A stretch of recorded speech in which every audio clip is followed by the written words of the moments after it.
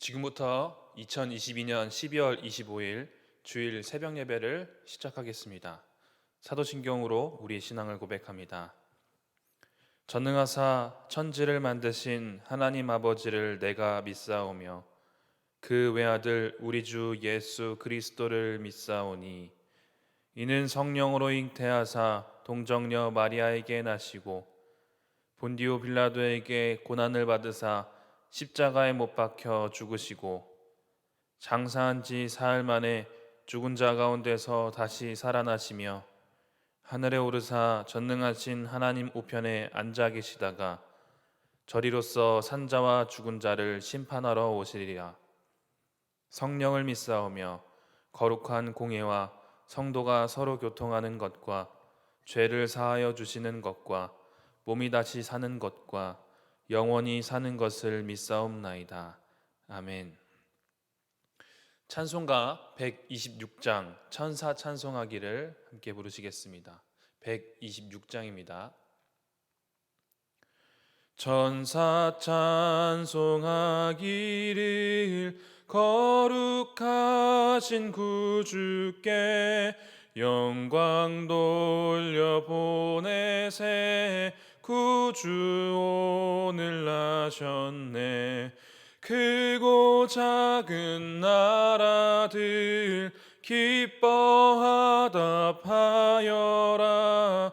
영광 받을 왕의 왕 베들레헴 나신 주 영광 받을 왕의 왕 베들레헴 나신 주 오늘 나신 예수는 하늘에서 내려와 처녀 몸에 나셔서 사람 몸을 입었네. 세상 모든 사람들 영원하신 주님께 영광 돌려보내며 높이 찬양하여라. 영광 돌려보내며 높이 찬양하여라. 의로우신 예수는 평화의 왕이시고 세상 빛이 되시며 우리 생명 되시네. 죄인들을 불러서 거듭나게 하시고 영생하게 하시니 왕께 찬양하여라. 영생하게 하시니 왕께 찬양하여라.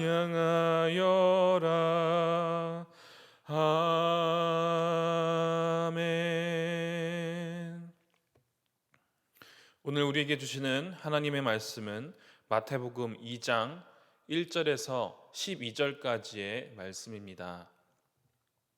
제가 가진 성경으로 신약 2면입니다. 마태복음 2장 1절에서 12절까지의 말씀을 한 절씩 교독하겠습니다. 헤롯 왕 때에 예수께서 유대 베들레헴에서 나심에 동방으로부터 박사들이 예루살렘에 이르러 말하되 유대인의 왕으로 나시니가 어디 계시냐? 우리가 동방에서 그의 별을 보고 그에게 경배하러 왔노라 하니 헤롯 왕과 온 예루살렘이 듣고 소동한지라.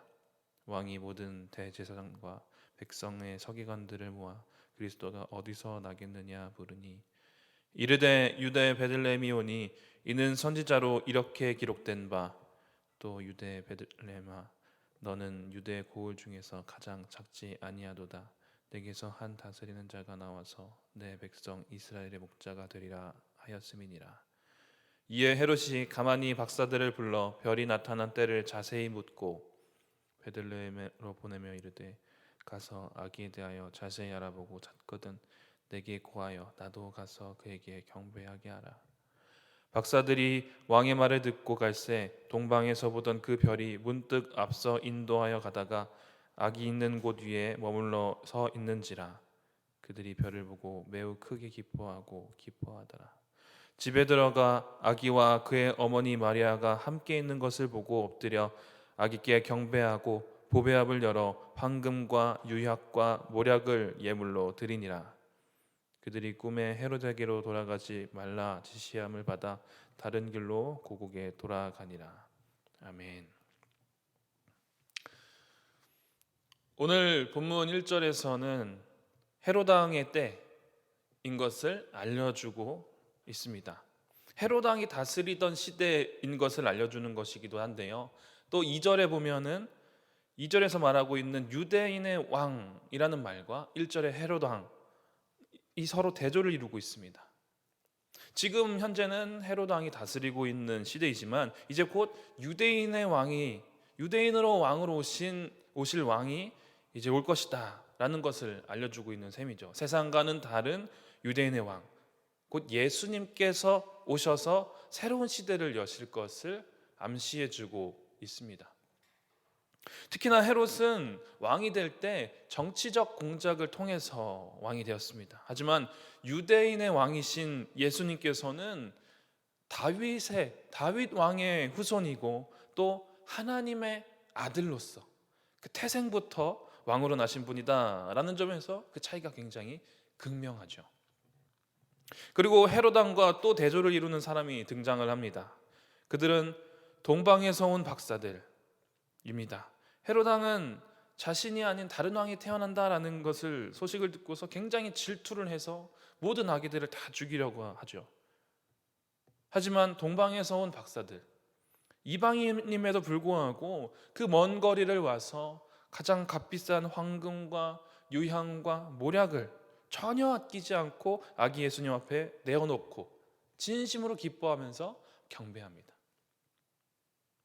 10절에서 동방 박사들이 굉장히 기뻐하는 그 장면을 묘사하고 있는데 이 부분을 원어로 보면은 기뻐하다라는 동사, 그리고 기쁨이라는 명사, 큰이라는 형용사와 그리고 대단히라는 부사, 이런 것들로 이루어져 있습니다. 이것을 한데 모아서 기뻐하고 있는 모습을 표현하고 있죠.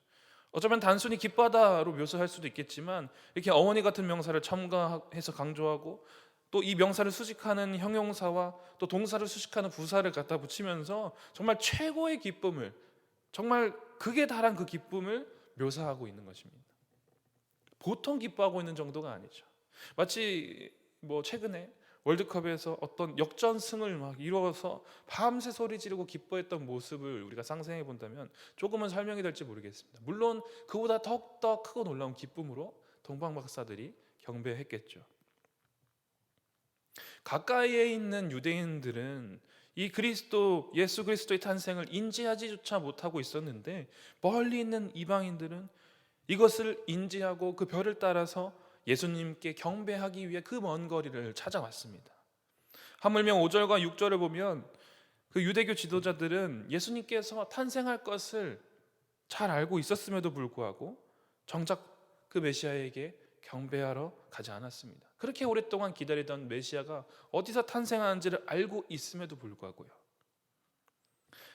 그렇게 하나님의 그 계시에 대한 지식은 있었지만 결국 믿음이 없었던, 그리고 그렇게 믿음에 대한 행동이 없었던 결국 위선적인 자들이었던 것이죠. 동방의 박사들은 별을 따라서 그 먼 길을 마다하지 않고 달려왔지만 대제사장들, 서기관들, 그들은 메시아가 태어날 장소를 알면서도조차 찾아가지 않았다는 것입니다. 참 우스운 상황이지 않습니까?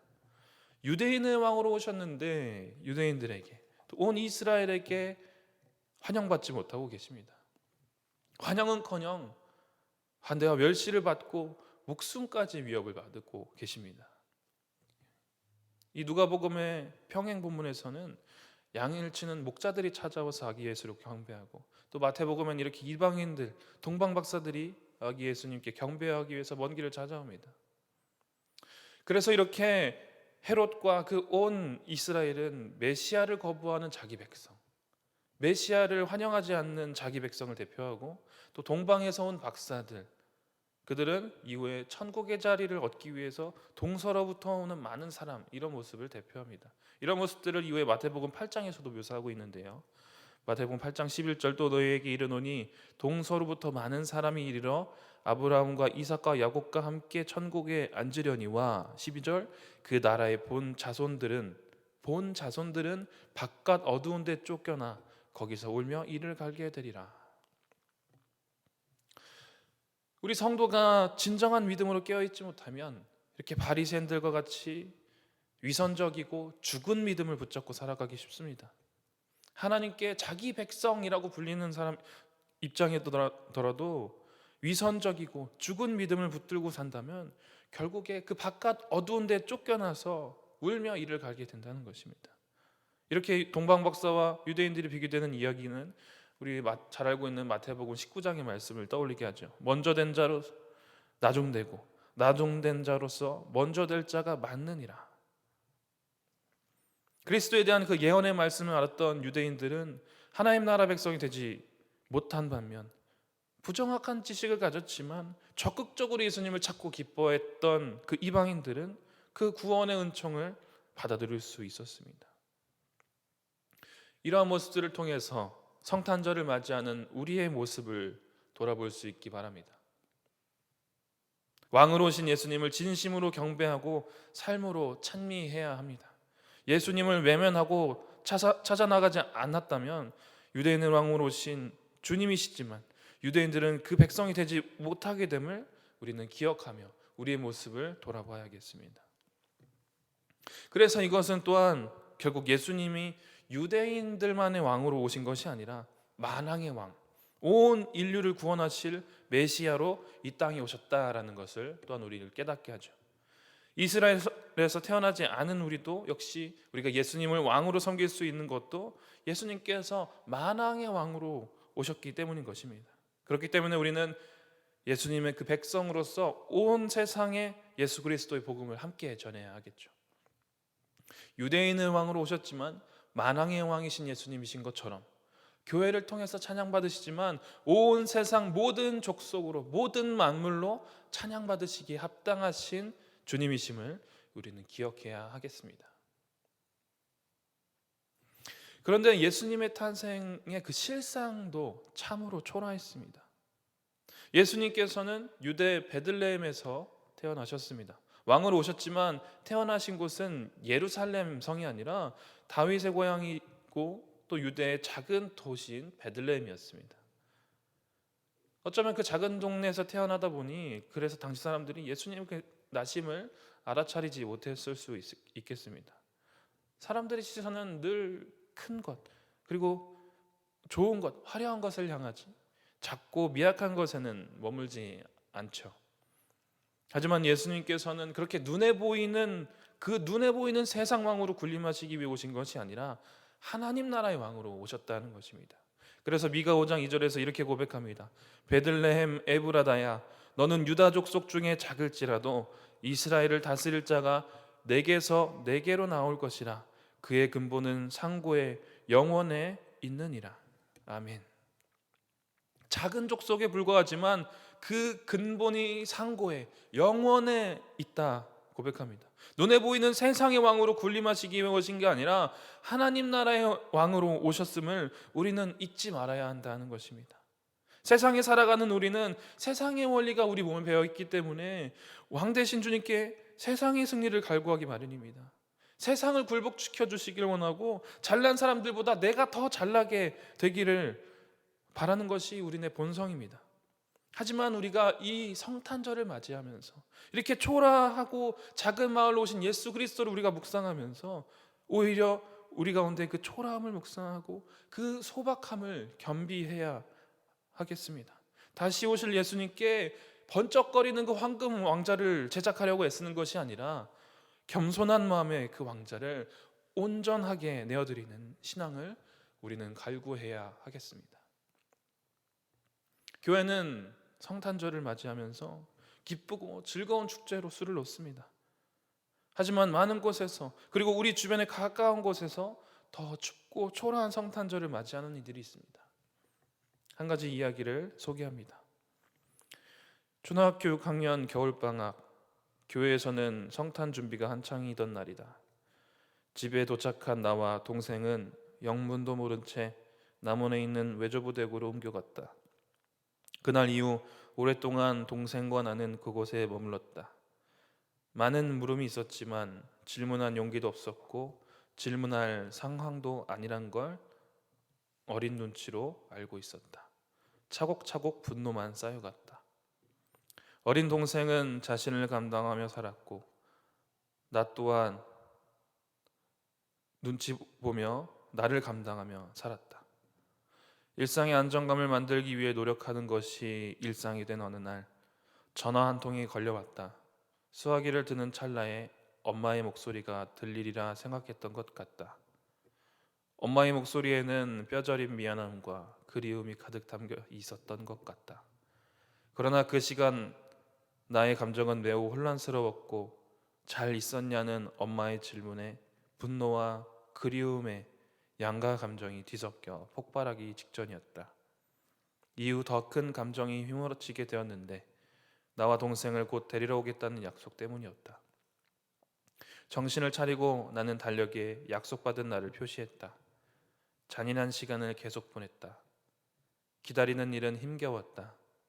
게다가 당시 어린 국민학생의 마음속 어려움은 기다림보다 부모에 대한 신뢰에 있었다. 약속한 그날이 왔다. 엄마 아빠는 우리를 찾아왔다. 우리 집 주변에 참 많이 들려오는 이야기들 중에 하나이기도 합니다. 이제 우리는 오늘 성탄절을 맞이했습니다. 2000년 전에 아기 예수님이 오셨고 또 다시 예수님이 오실 것을 소망하고 기념하는 날입니다. 하지만 성탄절은 작년에도 있었고 또 재작년에도 있었고 10년 전에도 있었고 아주 오래전부터 있어 왔습니다. 그리고 내년에도 있을 것이고 내후년에도 5년 후에도 10년 후에도 아기 예수님의 탄생을 기념하고 또 새로운 시대가 열리리라는 소망을 함께 품습니다. 하지만 교회가 새로워지고 소망을 품는 그 모습과는 점점 멀어지고만 있는 것처럼 보입니다. 실은 그도 그럴 것이 우리는 그 불완전함 속에 살아가고 있기 때문입니다. 그 불완전한 연속 속에 놓여서 매년 새로움을 갈구하더라도 결국 다시 휘몰아치게 되는 그 불안과 걱정이 우리를 감싸합니다. 그리스도인들은 그렇게 하나님의 언약을 믿고 살아가지만 또 동시에 그 불완전함 속에서 살아가게 됩니다. 때로는 약속이 너무 멀게만 느껴지고 현실감도 떨어지게 됩니다. 하지만 그 믿음을 견인해 주는 것은 소망입니다. 이야기의 소년도 엄마의 그 만남을 줄곧 상상했고 또 상상하는 것만으로 그 약속에 대한 믿음이 더욱 강해졌다라고 이야기합니다. 우리는 우리가 처한 그 환경에서 하나님을 상상함으로써 하나님의 품을 생각하고 하나님의 나라를 떠올리면서 살아갑니다. 우리는 그 속에서 그 불완전함 속에서 하나님을 발견하고 그 하나님을 만나고 하나님을 찬미해야 합니다. 올해는 어떠한 성탄절을 맞이하시겠습니까? 황금 왕자를 마련하지 못해서 안절부절하는 성탄절이 아니라 겸손하고 또 초라하고 하지만 도리어 온전한 그 마음의 그 믿음의 왕좌를 내어드리는 그러기에 애쓰는 성탄절이 될 수 있는 저와 여러분이 되시기를 간절히 소망합니다. 기도하겠습니다. 사랑하는 하나님 아버지, 우리를 사랑하시어 이 땅 가운데 오신 아기 예수를 오늘 우리는 맞이하였습니다. 헤롯 왕의 죽음의 위협 속에서 아무도 방을 내어주지 않는 매정한 마국간 말구유 속에서 천지를 지으셨지만 작고 초라한 아기의 모습으로 이 땅에 오셨습니다. 그리고 우리는 매년 눈에 보이는 화려함으로 성탄절을 수놓습니다. 주님, 우리가 하나님의 마음을 알게 하옵소서. 우리 소망 없는 삶의 낮은 자리에 오신 주님을 기억하며 우리의 겸손하고 온전한 믿음의 왕좌를 내어드리는 성탄절을 맞이하게 하옵소서. 성탄절을 맞이하며 이 땅에 오신 예수님을 묵상할 때 자녀 삼으신 놀라운 사랑, 또 동행하시고 소망되어 주시는 하나님의 사랑, 또 겸손하고 완전하신 하나님의 사랑을 삶에 새기게 하시고 고백하고 전하게 하옵소서. 이 모든 말씀 예수 그리스도의 이름으로 기도하오며 주님께서 가르쳐 주신 기도로 오늘 새벽 예배를 마치겠습니다. 하늘에 계신 우리 아버지여, 이름이 거룩히 여김을 받으시오며 나라가 임하시오며 뜻이 하늘에서 이루어진 것 같이 땅에서도 이루어지이다. 오늘 우리에게 일용할 양식을 주시옵고 우리가 우리에게 죄 지은 자를 사하여 준 것 같이 우리 죄를 사하여 주시옵고 우리를 시험에 들게 하지 마시옵고 다만 악에서 구하시옵소서. 나라와 권세와 영광이 아버지께 영원히 있사옵나이다. 아멘. 오늘 우리에게 주신 말씀을 붙들고 함께 기도하겠습니다. 유대인의 왕으로 오셨지만 유대인에게 환영받지 못하고 오히려 세상의 경배를 받으신 주님, 우리가 그 예수님을 진실된 마음으로 맞이하게 하시고 또 상고의 영혼에 있는 그 근본 하나님, 그 아기 예수님을 구주로 영접하는 귀한 성탄절 되게 하여 주시옵소서. 또한 오늘은 주일입니다. 한국교회와 예배를 위하여서 함께 기도합니다. 교회가 영적으로 충만하게 하여 주옵소서. 각 성도가 참된 교회로 바로 서게 하여 주옵소서. 각 구역이 또 각 지회가 각 위원회가 각 찬양대와 찬양팀이 교회를 아끼고 또 온전히 섬기며 나아가게 하여 주옵소서. 또 교회를 위해서 헌신하고 수고하는 헌신들 손길들 기억하시고 또 교회 안에 혹여 상처받거나 지친 심령들이 있다면 그들의 마음과 신앙을 치유하여 주옵소서. 또 각자의 기도 제목을 가지고 우리가 주님의 이름을 한번 부르며 기도하면서 나가도록 하겠습니다. 주여,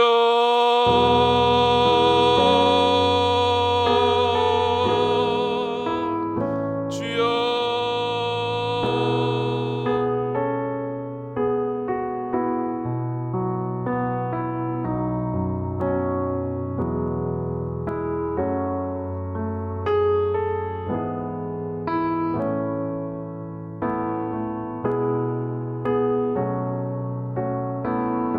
하나님 아버지, 우리에게 말씀하시는 하나님 아버지, 주여 주옵소서. 주여 아버지, 우리 주시고 우리 이 땅 가운데 낮고 천한 자리로 주님 오신 비천한 이 모습 가운데 주님 오신 하나님 놀라우신 자비하신 하나님 주여.